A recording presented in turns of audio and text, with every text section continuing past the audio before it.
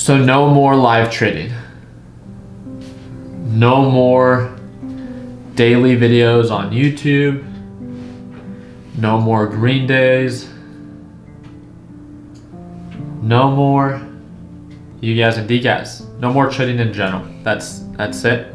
That's it for me. The news came out. Velocity shares, ETNs, Ugaz and Dgaz are getting delisted, and it's over. What's going on, team? It's Ricky with TechWhat Solutions. I hope that you guys are all having an amazing day. I wanted to kind of just make this a little bit more lighthearted and make it more fun, right? Very, very upsetting news, at least for myself, when it comes down to the overall idea that my bread and butter, my go-to, my KISS, right? Keep it simple, stupid, is pretty much just done, right? You guys read the news. I'm gonna link the article down below if you guys wanna learn more about it, as I would encourage you to do so, especially if you have open positions, which I hope that you don't when it comes down to, you know, the overall idea of holding a decaying ETF over time. But yes, it is true. Ugaz Dgaz and a series of other less popular ETNs are getting removed. Another pretty popular one, I do have to say, is VIIX and TVIX. I know TVIX was also a very popular one that followed more in the idea of the S&P 500. So it is upsetting, right? That something that I've traded for a pretty decent amount of time is now getting removed. I'm no longer going to trade it. One of the biggest reasons that this is what I want to talk about, and this is why I'm making this video. If you want to learn more about the delisting, the link will be down below. But the reason that I'm going to stop trading Ugaz and Dgaz is, yes, although it will still be available to be traded for, you know, early July before it gets delisted, it's losing its edge by these specific ETNs. One of the main reasons that I found, you know, Ugaz and Dgaz to be so attractive is the overall idea of how correlated they were with one another in comparison to the correlating future, which is /NG. They did a beautiful job that, you know, when natural gas went up, so did Ugaz. When natural gas went down, Dgaz went up. There's a very close, you know, correlation between the two ETNs and the future in comparison to a lot of other ETFs, such as like JDST and JNUG, right? They might follow gold. Those specific ETFs are minors, right? So they don't follow /GC as closely, at least in my experience.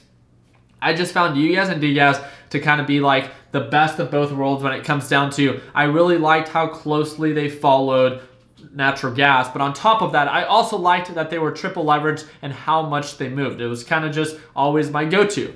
And I've been getting a lot of questions about, like, what's next? What am I going to focus on?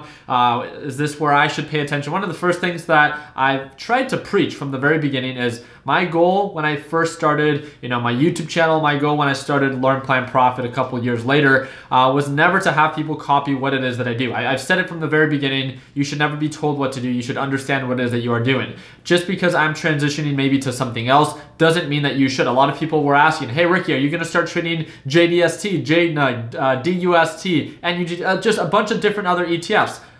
What I want to focus my time and attention on is something that makes sense to me. And one of the things that I've learned is, what is my other go-to? I'm going to give you guys 5 seconds to guess the actual ETF that I'm going to be paying attention to. What is the only other ETF that I would really pay attention to because of the qualities that I really saw a lot of value in? Again, I really liked the edge of having two ETFs, one bull, one bear, inverses of one another, and it closely followed, it was very correlated to its specific future. There are a couple out there, right? But the one that I liked the most, that was the most popular in my eyes, was /NQ and TQs and SQs. This follows the NASDAQ overall direction.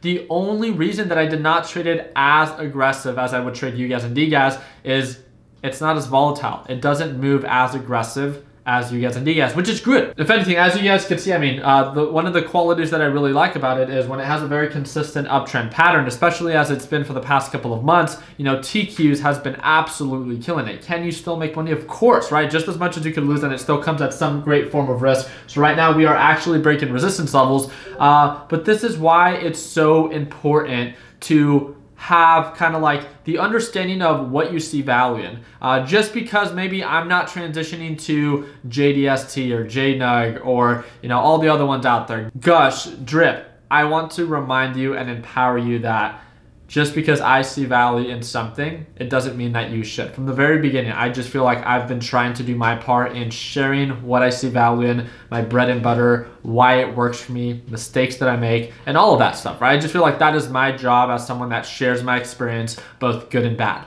And I really hope that just because I begin to make a transition to something else, it doesn't mean that you have to follow. I wanted to share with you why I'm transitioning to something like TQs and SQs, right? Because it still has a very close correlation to the specific feature. And the reason that I find futures to be so effective and important is because they trade longer than the actual ETF itself.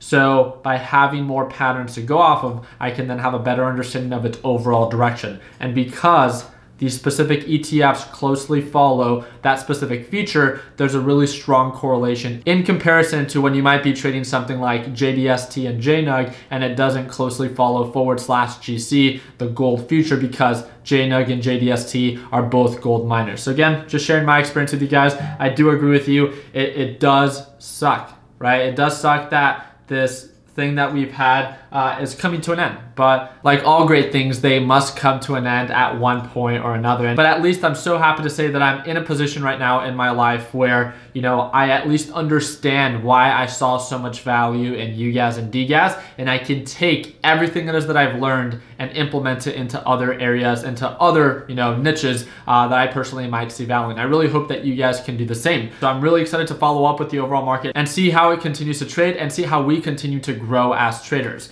This is something that, again, we've experienced just a couple months back when DWT and UWT and the overall crude oil specific ETFs unfortunately got delisted as well.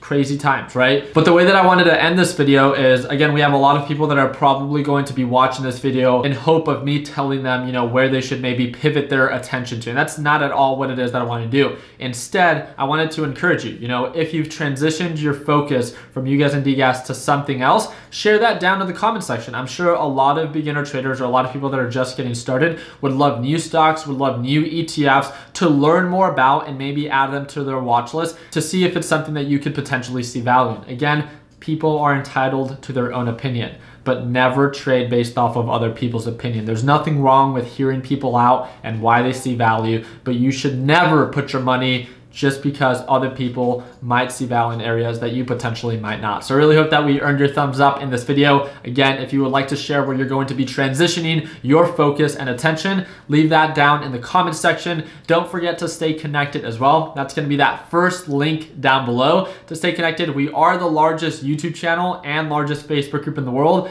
for those who day trade in the stock market. And if you want to find out why, click that first link down below. I really do appreciate you guys' time. Don't forget to subscribe to the YouTube channel. And like always, let's make sure that we end the year on a green note. Take it easy, team.